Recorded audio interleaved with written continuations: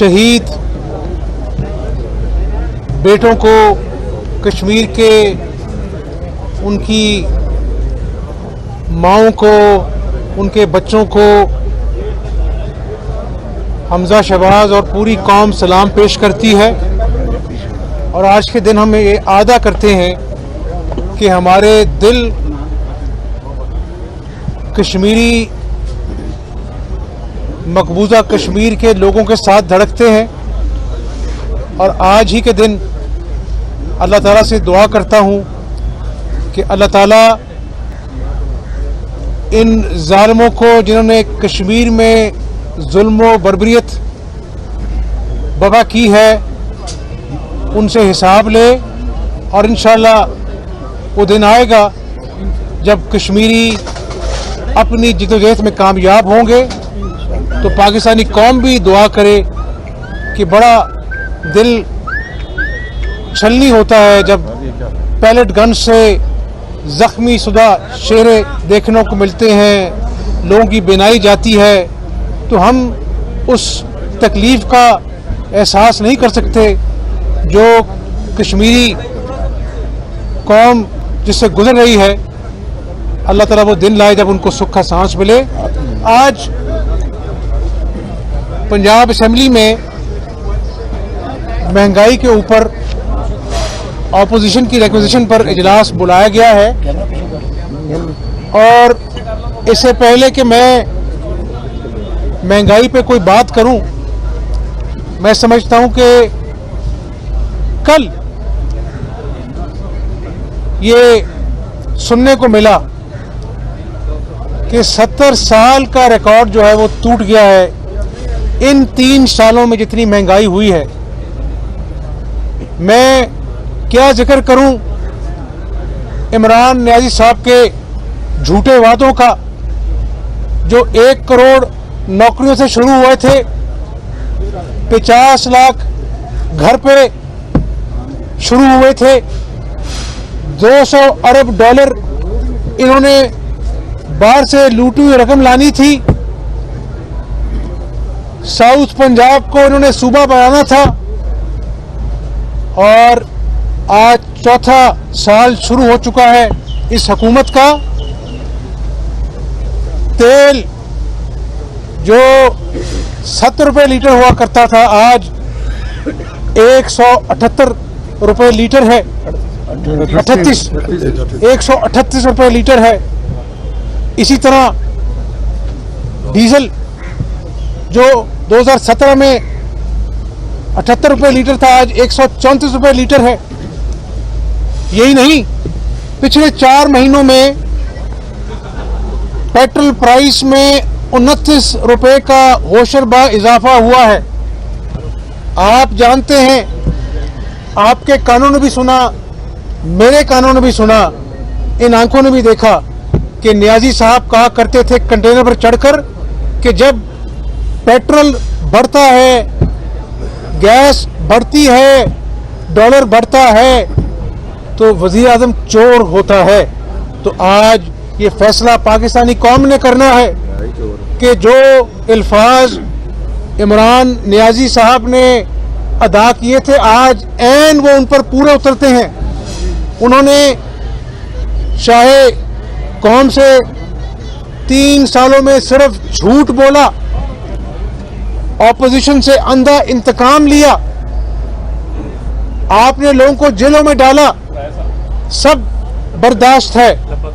लेकिन आज पाकिस्तानी कौम जिस महंगाई की दलदल में डूब चुकी है, आज पाकिस्तानी मईशत जिस ज़बू हाली का शिकार है, आज पाकिस्तान के वो दोस्त जो सिक्योरिटी काउंसिल में हमेशा पाकिस्तान के साथ शाना बिशाना खड़े होते थे, आज वो दोस्त हमसे रूठे हुए हैं। आज 27 अक्टूबर को कश्मीर के हवाले से जो पाकिस्तान का किरदार होना चाहिए, वो किरदार हम नहीं अदा कर सकते। और पाकिस्तानी कौम को पता होना चाहिए कि वो किरदार हम क्यों नहीं अदा कर सकते। अंग्रेजी में कहते हैं बेगर्स कांट बी चूजर्स। जो भीख मांगता है वो फैसले नहीं कर सकता, अक़वामे आलम में अपनी इज्जत बहाल नहीं कर सकता। मुझे आप ये बताएं कि इकोनॉमिस्ट ने हालिया सर्वे में 43 मुल्कों का सर्वे किया और 43 मुल्कों में से पहले 4 में महंगाई के हवाले से पाकिस्तान का जिक्र होता है। मैंने असेंबली में आज कहा, मैंने कहा कि आज 70 साल के महंगाई के रिकॉर्ड टूट चुके हैं, लेकिन आज भी हमारा वजीर आज़म कोरोना के पीछे छुपता है। ये महंगाई तो कोरोना से पहले भी थी और अब झूठ जो बोला है आपने न्याजी साहब, सुन लें, पूरे रीजन में महंगाई कम हो रही है। यहाँ पर हफ्तावार महंगाई डबल डिजिट में है, 14.48%। हिंदुस्तान में महंगाई गिर के 4.3% पर आ गई है। बांग्लादेश में 5.5% है। तो आप क्यों लोगों से झूठ बोलते हैं? और मैंने कहा क्या झूठ बोलने से पाकिस्तानी कौम जो भूखी है उनके बच्चों का पेट भरता है? क्या आपकी झूठी इल्जाम तराशियों से जो आज लोग दवाइयां जो इन्होंने 3 सालों में 12 मरतबा उनकी कीमत बढ़ाई 300 से 500%, क्या लोगों को सस्ती दवाइयां आपके झूठ से मुयस्सर आती हैं? नहीं आती। तो मैं ये समझता हूं कि आज जो होशरबा महंगाई ने लोगों के होश उड़ा दिए हैं, एक तरफ लोग महंगाई से रो रहे हैं और दूसरी तरफ इनके झूठ खत्म होने का नाम नहीं लेते। एक वफाकी वजीर कहता है कि लोग रोटी आधी खा लिया करें, कोई कहता है कि तेल तो पूरी दुनिया में बढ़ा है, अगर पाकिस्तान में बढ़ा तो क्या है। बात ये नहीं है। 2014 में जब तेल 100 रुपए का था, $100 का, आज तो $85 का है, उस वक्त भी पेट्रोल का रेट 105 रुपए फी लीटर था। आज क्यों 138 रुपए पर लीटर पेट्रोल मिल रहा है? जरा जाके देखें, पूछें उन हजारों मरीजों से जिस डेंगू का खात्मा शहबाज शरीफ ने शबाना रोज मेहनत से खत्म कर दिया था, आज फिर डेंगू लोगों की जानें ले रहा है। अस्पतालों में जगह नहीं है। 10,000 लोग डेंगू का शिकार हैं और उस 10,000 में से 6,000 का ताल्लुक लाहौर से है। आज भी 522 केसेस फ्रेश डेंगू के रिपोर्ट हुए हैं। तो मैं इस नया पाकिस्तान का नारा लगाने वालों से पूछता हूं कि जिस 22 घंटे की लोड शेडिंग को हमने खत्म किया, आपने उस लोड शेडिंग को वापस ले आए। इसी तरह आप जिस डेंगू का हमने मुकाबला करके खत्म किया, आप उस डेंगू को वापस ले आए। आज हर रोज ये कौम हर रोज 13.5 अरब रुपए की मकरूज हो रही है। 15,000 अरब रुपया इन 3 सालों में कर्जा लिया गया, जो मुस्लिम लीग नून के 5 साल दौर से 140% ज्यादा है। चलो कर्जा लेते हैं, कर्जा लेकर खुदा के फजल करम से बिजली घर लगे, 12,000 मेगावाट बिजली पैदा की, मुल्तान से लाहौर मोटरवे बनाई, कराची सखर कराची लाहौर मोटरवे बनाई, हासिलपुर बहावलपुर रोड बनाई, खानेवाल लोधरा रोड बनाई, मंसूबे मेगा प्रोजेक्ट लगाए, यहाँ पर state of the art institute of kidney transplant बनाया खुदा के फजल करम से। तो मेरे भाइयों, आज वो नया पाकिस्तान तो नजर नहीं आ रहा, लेकिन मैं जहां जाता हूं लोग झोलियां उठाकर पहले रोते हैं, कहते हैं हमें पुराना पाकिस्तान लौटा दो। तो मैं गुजारिश ये कर रहा हूं कि आज बतौर पाकिस्तानी मैं ये समझता हूं कि पाकिस्तान उस दौराहे पे आ गया है जहां पर मिन हैसल कौम अगर हमने होश के नाखून ना लिए तो इस मुल्क को खुदा न खास्ता नाकाबिल तराफी नुकसान हो सकता है और ये मुल्क मजीद इमरान अहमद न्याजी के झूठ वादों का मुतहम्मिल नहीं हो सकता। अच्छा मियाँ साहब, ये बताएं कि बलूचिस्तान में तब्दीली की वेव चल पड़ी है, बेशक गवर्नमेंट के अपने अलायंस आगे पीछे हुए हैं, आप अभी पीडीएम का साथ है और पीडीएम भी ये बार बार कह रहा है कि अगर चाहे इस वक्त इस हुकूमत से निजात दिलाना चाहें तो मुस्लिम लीग नून के पास बेहतरीन ऑप्शन मौजूद है पंजाब में बुज़दार हुकूमत के ख़िलाफ़ और मरकज़ में भी वो कहते हैं हम साथ हैं। जब इतनी आपने अंदर भी ये बात की, इतनी तकलीफ़ महंगाई है, लोगों की ज़िंदगी अचीरन है, तो आप इस किस्म के किसी ऑप्शन पर गौर करेंगे कि आप अदम एतमाद इस्लामाबाद में या लाहौर में लेकर आएँ? मैंने कहा है, अभी अंदर कहा है, मैंने असेंबली में अपने खिताब में ये बात कही है कि देखें, ये तो तब्दीली की हवा नहीं चला सके, ये तब्दीली सरकार की बात कर रहा हूँ। कहते थे साफ चली शफाफ चली। एक तरफ लोग आटा जो 65 रुपए किलो मिलता था आज 80 रुपए किलो मिल रहा है, चीनी जो 55 रुपए किलो थी आज 100 रुपए में नहीं मिलती है। एक तरफ तो लोग 2 वक्त की रोटी को तरस गए हैं और दूसरी तरफ आटा स्कैंडल जिसमें अरबों का गबन, चीनी स्कैंडल जिसमें अरबों का गबन, बीआरटी स्कैंडल जिसको अपनी हुकूमत की रिपोर्ट कहती है कि इसमें अरबों रुपए का गबन हुआ है।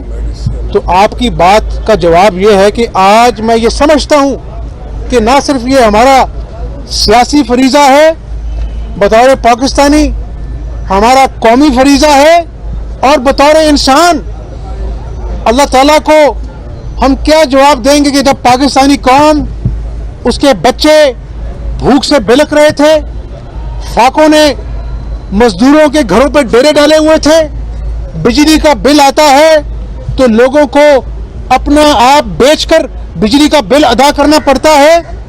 तो मैं ये समझता हूं कि आज तमाम सियासी जमातें जो पाकिस्तान में मौजूद हैं, उनका ये अव्वलीन फर्ज है कि सड़कों पर, असेंबलियों में ऐसी काविश करें, हर आईनी ऑप्शन इस्तेमाल करें कि इस हुकूमत को चलता करें, इसका मुहासबा करें। और मैंने आज इजलास में कहा है कि इंशाअल्लाह अब इनका यौम हिसाब आने वाला है, इनका मुहासबा पाकिस्तानी कौम करेगी और हर एक झूठे वादे का, चाहे वो 1 करोड़ नौकरियां हैं, लाखों लोग बेरोजगार हो गए, 50 लाख घर थे, लोगों के घर तो ये नाजायज तजावजात का नाम देकर गिरा देते हैं और बनी गाला का जो महल है वो महज चंद लाख में रेगुलराइज करा देता था और फिर ये रियासत मदीना का नारा लगाते हैं।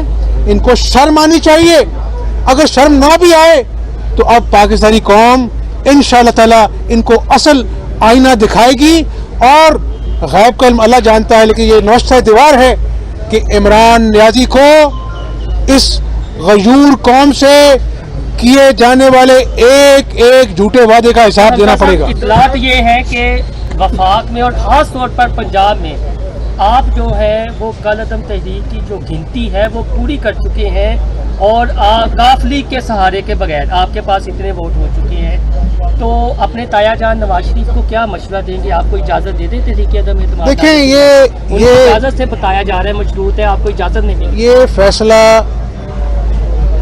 ऑपोजिशन जमातों ने करना है, ये फैसला पीडीएम के फोरम पे होना है और यकीनन हम सब भी सोचते हैं जो आपका सवाल है, तरीके अदम एतमाद का जहाँ तक ताल्लुक है ये एक आईनी ऑप्शन है और जब तमाम सियासी जमातों से मुशावरत हो जाएगी, सड़कों पे एहतजाज भी एक ऑप्शन है, तो इंशाल्लाह इस कातिल महंगाई के खिलाफ जिसने अवाम का जीना दोबर कर दिया है, इसके लिए हम हर ऑप्शन को डिस्कस करेंगे, मुशावरत हिकमे अमली बनाएंगे और अगर इंशाल्लाह कोई फैसला होगा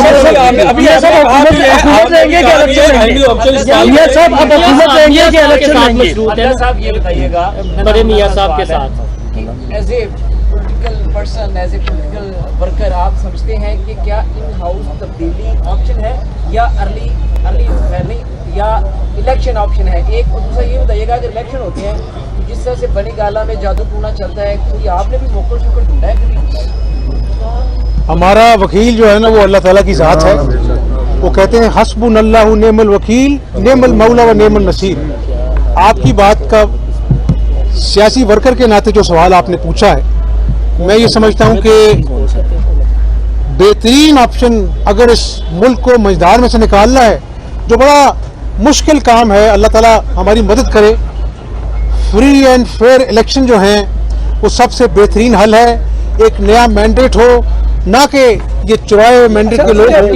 जो हमला हुआ है इलेक्शन रिफॉर्म के बगैर इलेक्शन हुकूमत जो है टीएलपी के खिलाफ ऑपरेशन हो रहे हैं, आप हुकूमत की सपोर्ट करते हैं ऑपरेशन टीएलपी के शहीद भी हो इसके साथ एक ये सवाल है छह जो है वो कि क्या टीएलपी के मुतालबात दुरुस्त हैं या हुकूमत उन्हें दुरुस्त हैंडल कर रही है या नहीं कर रही? अपोजिशन सपोर्ट करते जो लॉ एंड ऑर्डर की सिचुएशन बन गई पूरे सूबे में, लॉ एंड ऑर्डर की सिचुएशन के हवाले से ये कहना चाहता हूँ, चाहे मईशत का मामला है, चाहे खारजा अमूर का मामला है, चाहे लॉ एंड ऑर्डर का मामला है, इस हुकूमत ने हर इशू को मिस हैंडल किया है।